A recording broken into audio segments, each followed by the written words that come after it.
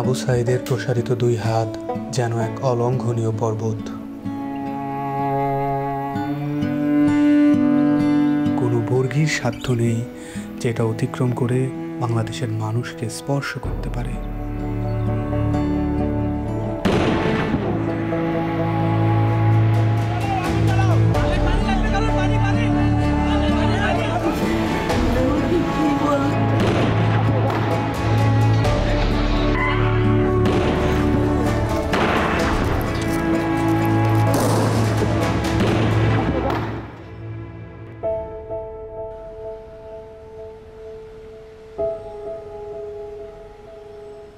জুলাইয়ের পর থেকে বাবা প্রতিদিনই রাস্তার আশেপাশে হাঁটাহাঁটি করেন।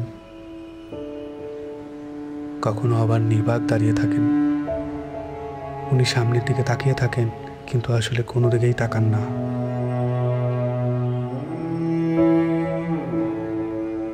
যেসব রাস্তা দিয়ে ওনার ছেলে হাঁটতো, ওইসব রাস্তায় উনি দাঁড়ালে উনি ওনার ছেলে রোম পান। আমার ছেলে মৃত্যু অবস্থায় যখন দাফন দিতে নিয়ে যাবে, এর আগে যখন দেখছি যে হাসতেছে, সে হাসতেছে, হাসি মুখ অবস্থা। ইভেন্টের কাজ করতো, শুধু বাপেরে কিভাবে একটু সাহায্য করে। কোনো আজে বাজে আড্ডাতে ছিল না। ওই সারাদিন শুধু কলেজ থেকে আসা ও একটুখানি বিকেলবেলা একটু বন্ধু বান্ধব নিয়ে ক্রিকেট খেলতো, ক্রিকেটের পাগল।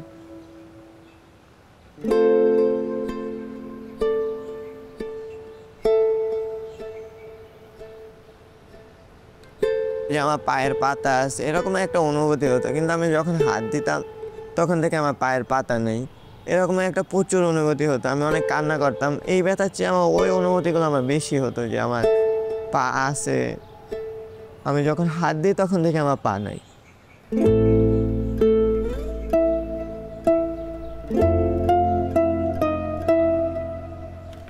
এই হসপিটালে আমি অল্প কিছুদিন হলো আসলাম।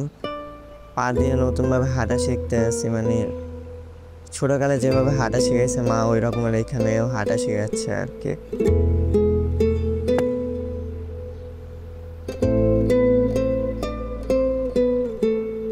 একটি প্রতিবন্ধী কিশোর, 7 বছরের বাচ্চা, ল্যাংড়া মানুষ যদি সংগ্রামে নামতে পারে, তাহলে আমি কেন বসে থাকবো ঘরে? একদিন তো মরতেই হবে, তাই মৃত্যুর ভয় করে স্বার্থপরের মতো ঘরে বসে না থেকে গুলি খেয়ে বীরের মতো মৃত্যু অধিক শ্রেষ্ঠ। আমি যদি বেঁচে না ফিরি, তবে কষ্ট না পেয়ে গর্বিত হয়েও জীবনের প্রতিটি ভুলের জন্য ক্ষমা চাই। আনাস।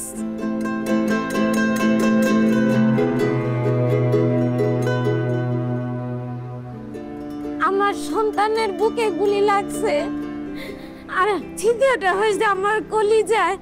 আল্লাহ পাক যতদিন আমাকে হায়াত দিছে, আমি এই হাহাকার নিয়ে বেঁচে থাকবো।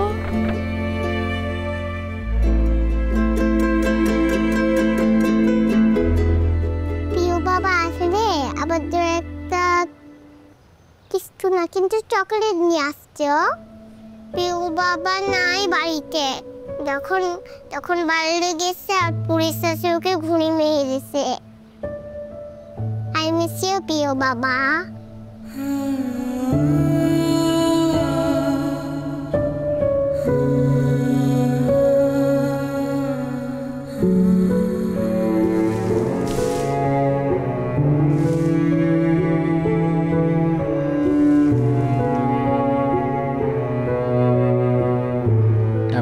চেম্বারের মধ্যে বক্তব্য দিছিল যে আমরা কোনো সরকার বিরোধী আন্দোলন নয়, আমরা নিজের অধিকার আদায়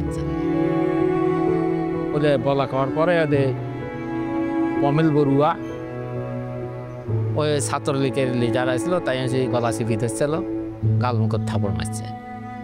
এখন ওই জন্যই ওর জেদ ধরে শহীদ হলো কি এখন ওটার ব্যাখ্যাটা আর আমি জানি না।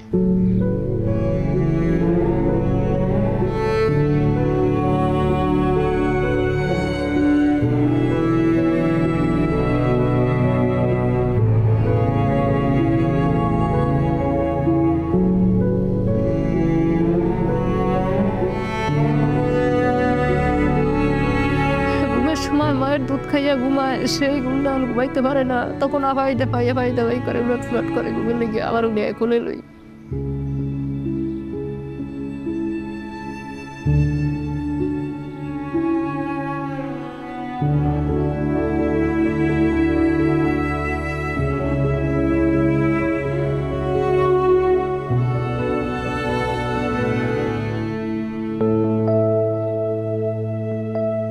এখানে এসে যখন দেখি যে এখানে সবসময় ভাইয়া পড়াশোনা করতো, এই বিছানাতে থাকতো, এখন যখন দেখি ও নাই তখন একটা শূন্যতা কাজ করে মনের মধ্যে। খারাপ লাগে যখন দেখি যে ভাইয়া এই রুমে নাই। এই ছবিটা 18 জুলাই আমার আন্টি নাজিয়া খান ফেসবুকে পোস্ট করেছিল।